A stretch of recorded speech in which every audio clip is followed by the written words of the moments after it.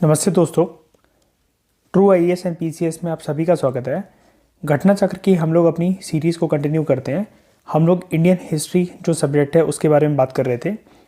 10 question तक दोस्तों हमने देख लिए थे, तो 11th क्वेश्चन से हम लोग अपनी डिस्कशन स्टार्ट करते हैं। डिस्कशन को आगे लेकर जाने से पहले आपके लिए एक अपडेट, अगर आप इस चैनल पर नए हैं तो मैं आपको बता देना चाहता हूँ कि घटना चक्र की जो सीरीज़ है उसको हम लोग डिस्कस कर रहे हैं। हिस्ट्री से हमने शुरुआत करी है और इसके साथ साथ हम लोग पॉलिटिकल साइंस की घटना चक्र जो है वो भी स्टार्ट करेंगे। थोड़े ही टाइम में आपको एमपीजी के जो है वो देखने को मिलेगी, जिसका एग्ज़ाम 24 अप्रैल 2022 को जो है वो शेड्यूल करा गया है। फिर हम डेली एक सब्जेक्ट, स्टैटिक सब्जेक्ट को टारगेट करेंगे और 2 तरह के करंट अफेयर हम लोग करेंगे, स्टेट पीएससी से रिलेटेड और यूपीएससी से रिलेटेड। तो ये 5 इनिशिएटिव जो है वो डेली बेसिस पर आपको देखने को मिलेंगे। एक्चुअली आप इसको एक तरीके से 6 इनिशिएटिव मान सकते हैं, क्योंकि पॉलिटिकल साइंस की जो है इंडियन पॉलिटी की जो घटना चक्र है वो भी आपको देखने को मिलेगी। टेंशन मत लेना, वीडियोस की जो लेंथ होगी हम लोग कोशिश करेंगे कि 10 से 15 मिनट के अंदर उसको वाइंड अप कर दें, ताकि इन सभी इनिशिएटिव्स पे आप रिलाई कर अपनी प्रिपरेशन को कॉम्प्रिहेंसिव तरीके से आगे लेकर जा सकें। दोस्तों, डिस्कशन की जितनी भी पीडीएफ्स होंगी, जैसे घटना चक्र की जो जितनी भी सीरीज़ है उसकी जो पीडीएफ्स होंगी वो आपको प्रोवाइड कराई जाएगी, ताकि आपको अलग से बुक ना खरीदनी पड़े। तो वीडियो के नीचे डिस्क्रिप्शन बॉक्स पे जाकर आप हमारा जो टेलीग्राम चैनल है उसको ज्वाइन कर लीजिए। इस तरीके का सिंबल आपको देखने को मिलेगा, ट्रू आईएएस एंड पीसीएस असेंबलीफाइड पे। और इसके अलावा अगर आपको कोई भी डाउट हो, कुछ भी आपको पूछना हो, तो आप नीचे दिए गए ईमेल आईडी पर हमको कॉन्टैक्ट कर सकते हैं। सबसे पहले डिस्कशन का क्वेश्चन जो हमारे सामने है, 11th क्वेश्चन, वो हमसे ये पूछ रहा है कि अर्लीस्ट एविडेंस जो है इंसान का वो भारत में हमें कहाँ देखने को मिलता है। भारत में मनुष्य के प्राचीनतम का प्रमाण हमें किस जगह पर देखने को मिलता है?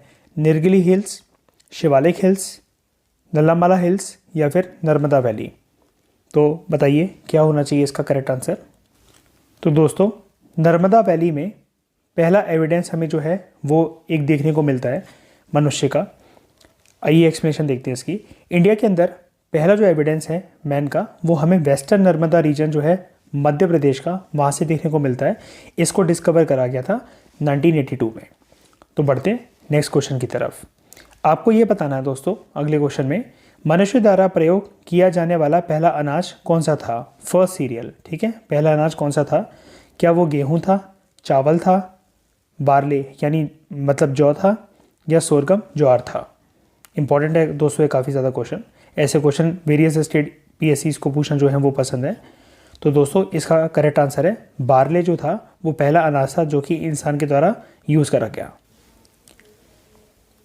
देखिए दोस्तों, जो मॉडर्न ह्यूमन सोसाइटी है ना हमारी आज की, वो मेनली 8 तरह के फूड ग्रेन्स जो है वो कंज्यूम करती है। ये भी क्वेश्चन दोस्तों इंपॉर्टेंट है, किसी न किसी तरीके से ये पूछा जा सकता है कि मॉडर्न ह्यूमन सोसाइटी कौन से 8 तरीके के मेनली अनाज खाती है।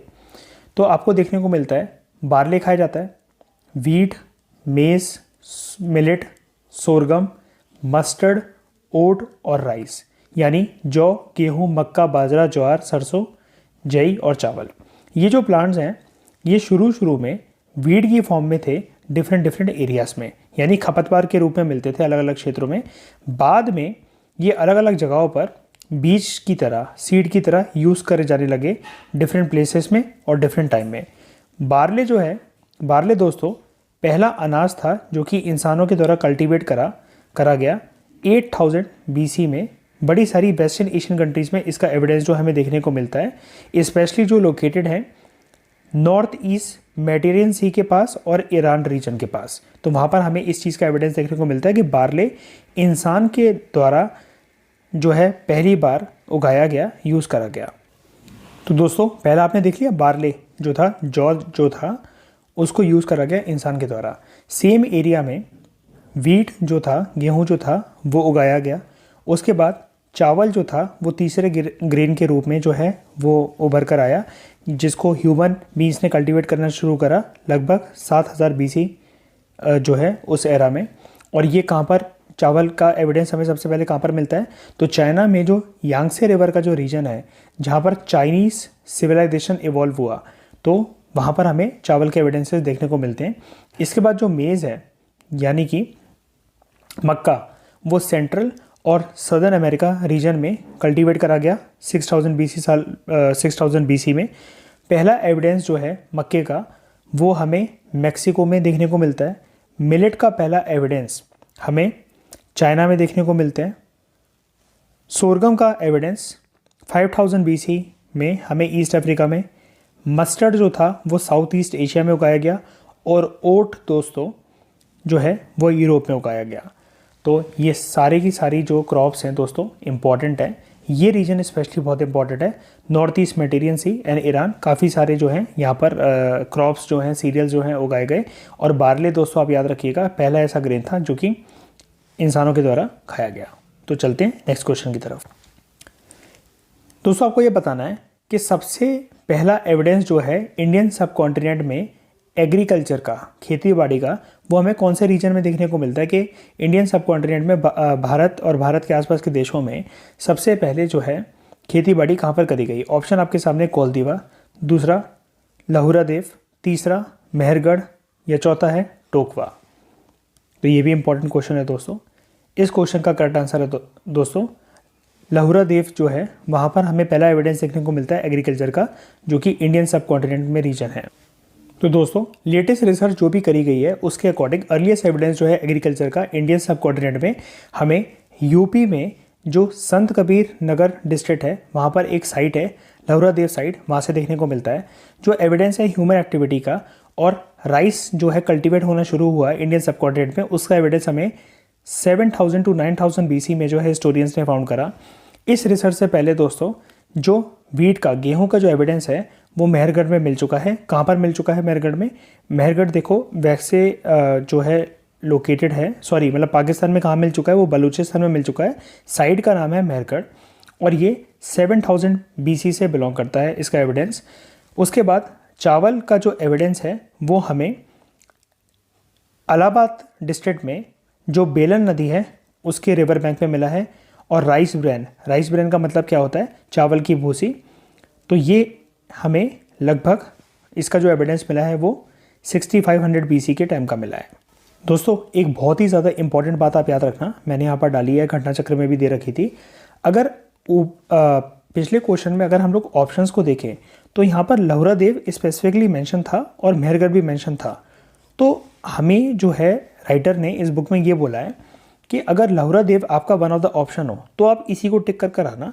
लेकिन अगर लहुरा देव उस क्वेश्चन में ऑप्शन में ना हो, जब आपसे पूछा जाए कि क्वेश्चन क्या था, यहाँ पर देखिए आपसे पूछा गया था अर्लीस्ट एविडेंस एग्रीकल्चर का इंडियन सब कॉन्टिनेंट में कहाँ से आता है। तो अगर लहुरा देव अगर आपके क्वेश्चन में एज अ ऑप्शन ना हो तो आप मेहरगढ़ को टिक कर आना। इसने स्पेसिफिकली ये चीज़ बता दी है। यहाँ पर तो देखिए दोनों दे रखे थे, तो हम मतलब वो उसका कहने का मतलब ये है कि अगर प्रायोरिटी आपको मेहरगढ़ या लहुरा देव को देनी हो तो आप हमेशा लहुरा देव को प्रायोरिटी देना। किस कंटेक्स्ट में? जब आपसे ये पूछा जाए कि खेती बाड़ी जो है उसका जो एविडेंस है इंडियन सब कॉन्टिनेंट में हमें कहाँ से देखने को मिलता है। अगला क्वेश्चन दोस्तों आपके सामने, आपको ये बताना है ऐसी साइट का नाम बताइए जो कि अर्लीस्ट एविडेंस हो सेटल्ड लाइफ का। ठीक है, तो उस स्थल का नाम बताना है आपको जिसने बसे हुए जीवन की शुरुआत जो है वहाँ पर करी गई, ऐसा माना जाता है।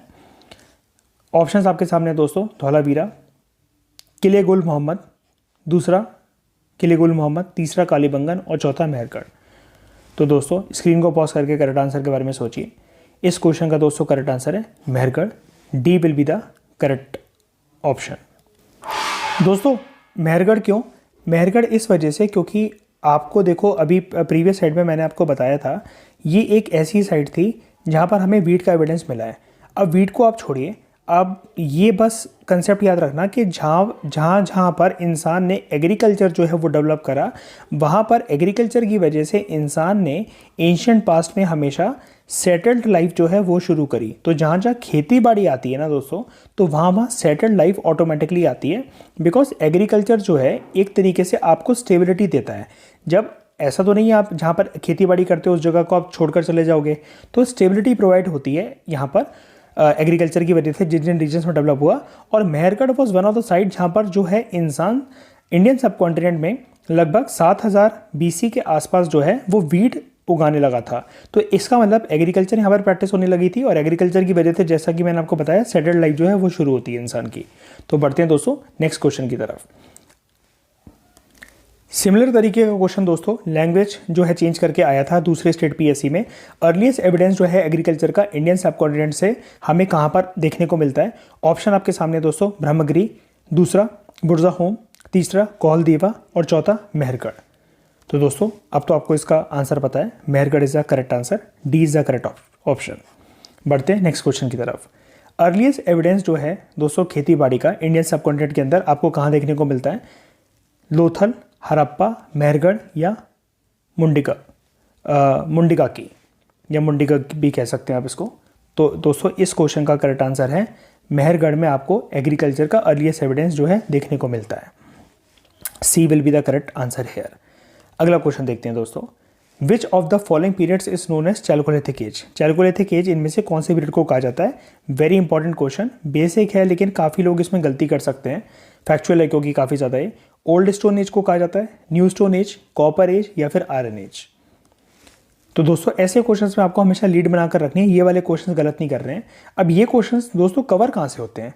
ये क्वेश्चन उन्हीं के कवर होते हैं जो 6th क्लास की एनसीईआरटीज़ को इग्नोर नहीं करते हैं, वो ऐसे क्वेश्चंस का आंसर आराम से कर सकते हैं। तो इस क्वेश्चन का दोस्तों करेक्ट आंसर है कॉपर एज को जो है चैल्कोलिथिक एज भी बोला जाता है। यहाँ पर आप देखिए, copper age is also known as chalcolithic as.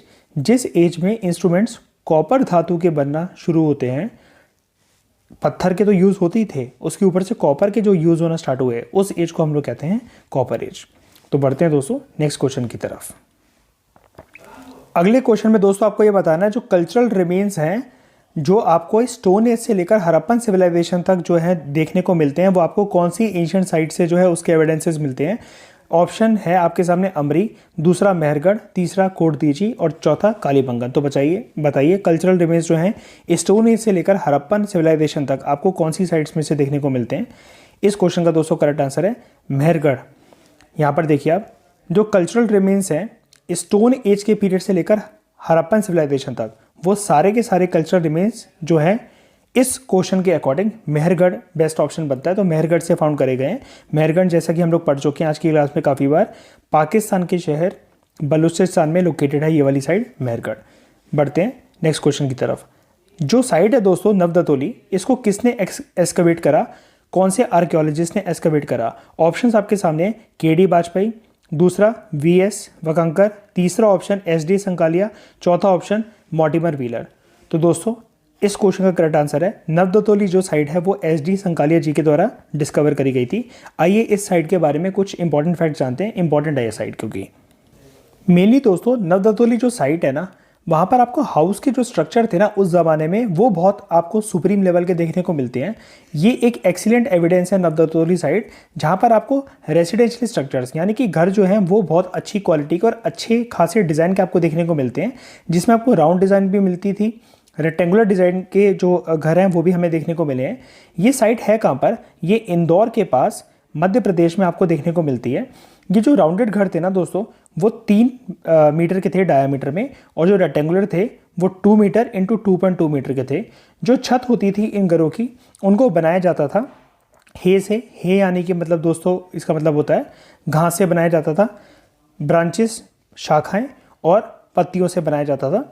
इससे सपोर्ट जो है रूफ को मिलता था, वो उसके लिए नीचे लगाया जाता था लकड़ियों के बने हुए पोस्ट, जो कि 22 सेंटीमीटर होते थे डायग्राम में, और रेगुलर इंटरवल्स में इनको रेस करा जाता था, जैसे एक यहाँ पर, एक यहाँ पर, एक यहाँ पर, और उसके बाद एक तरीके से यहाँ पर ऐसे करके छत लगाती और इसके ऊपर घास वगैरह ये सब लगाकर पिलर वगैरह नीचे लकड़ियों के बनाकर इस पूरे घर को इस तरीके से सपोर्ट कर दिया। ओपन स्पेसेस जो थे, ठीक है, एक एक इसके बीच में जो ओपन स्पेसेस थे, यहाँ पर हमें मड प्लास्टर्ड बैम्बू स्क्रीज देखने को मिलते हैं। मतलब आपने गीली मिट्टी लगा दी पहले, फिर बैम्बू स्टिक से इसको कवर कर दिया, बीच में गीली मिट्टी लगा दी, फिर बैम्बू स्टिक से इसको कवर कर दिया। तो आप देख रहे हैं उस ज़माने में इंसान का दिमाग देखिए कि कितनी मेहनत करके वो मतलब अपना जो है घर बना रहा है, कितने वेल डिज़ाइन तरीके से, कितना उसके दिमाग के अंदर मैथमेटिकल कैलकुलेशंस है घर बनाने को लेकर। जो घर की दोस्तों ज़मीन होती थी, जो हाउस फ्लोर्स होते थे, वो सिल्ट क्ले से बनते थे और रिच ग्रेवल से बनते थे। रिच ग्रेवल का मतलब है दोस्तों अच्छी क्वालिटी की जो बजरी होती है उससे बनते थे, और फिर बाद में उसके ऊपर कोटिंग कर दी जाती थी लाइम से। जो हट्स थी वहाँ पर 1 और 2 माउथेड चूल्हास आपको देखने को मिलते थे, एज वेल एज जार देखने को मिलते थे, स्टोरेज जार्स, और दूसरे अर्दन वेसल्स, मतलब जिसमें खाना वगैरह जो है स्टोर हो सके या कुछ भी जो प्रीशियस चीज़ें उनको रखनी है जो स्टोर करी जा सके, ऐसे एविडेंस जो है वो काफ़ी ज़्यादा यहाँ पर देखने को मिले हैं। ये जो साइट है ये मिस्टर एच.डी. संकालिया के द्वारा डिस्कवर करी गई थी, जो कि एक हिस्टोरियन थे, एक आर्कियोलॉजिस्ट थे। ये प्रोफेसर थे डेक्कन कॉलेज के अंदर पुणे में, जो कि लोकेटेड है। ये साइट एक बहुत extensive excavated rural Chalcolithic site जो है दोस्तों वो मानी जाती है इंडियन सब कॉन्टिनेंट में, जिसको माना जाता है कि इतनी पुरानी है कि ये बिलोंग करती है 1600 बीसी से लेकर 1300 बीसी के बीच में। तो ये एक इंपॉर्टेंट रूरल चैल्कोलिथिक साइट है। लेकिन यहाँ पर जैसे कि मैंने आपको बताया, हाउस डिज़ाइंस वगैरह काफ़ी अच्छी सुप्रीम लेवल की हैं। तो दोस्तों इसी से मिलता जुलता क्वेश्चन जो है एक बार ही पूछा गया था, और यह हमारी आज की डिस्कशन का लास्ट क्वेश्चन है। इन विच स्टेट नवदतोली इज लोकेटेड? कहाँ पे लोकेटेड है? तो ऑप्शंस आपके सामने गुजरात, महाराष्ट्र, छत्तीसगढ़ और मध्य प्रदेश। तो दोस्तों इस क्वेश्चन का करेक्ट आंसर है मध्य प्रदेश। मैंने आपको बताया इंदौर में ये जो है ये साइट आपको देखने को मिलती है। आप यहाँ पर देखिए, अभी हमने पढ़ा था, ये देखिए नवदतोली जो है वो आपको इंदौर के पास एक साइट देखने को मिलती है, मध्य प्रदेश में ये सिचुएटेड है। तो दोस्तों आज की इस डिस्कशन में इतना ही। काफ़ी मेहनत करके ये सीरीज़ दोस्तों चल रही हैं, तो आप जो है अच्छे से पढ़िए और क्या कहते हैं टाइम पे अपना जो है कोर्स वगैरह सारा कुछ कंप्लीट करिए। रिवीजन पे बहुत फोकस करना, और इन सारी आप वीडियोस के बार बार देखकर आप इनके शॉर्ट नोट्स जो है वो बना सकते हो। पहली बार आप नॉर्मल स्पीड पे सुन के, दूसरी बार आप 1.5x या 2x पे चला के देख सकते हैं। तो आज की डिस्कशन में दोस्तों इतना ही। Thank you very much for discussion.